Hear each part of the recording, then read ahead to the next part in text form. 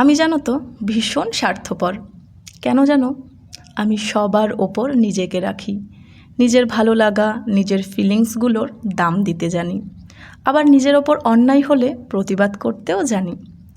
আমি জেদি কিনা জানি না, তবে হ্যাঁ, কিছু মানুষের বিষাক্ত কথাবার্তা আর ব্যবহার আমি সহজে ভুলে গিয়ে তাদের আর কাছে টেনে নিতে পারি না।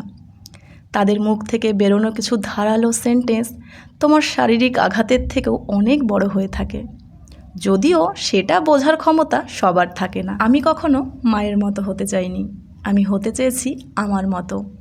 আমি কম্প্রোমাইজ করতে রাজি, কিন্তু স্যাক্রিফাইস করতে একদমই নয়।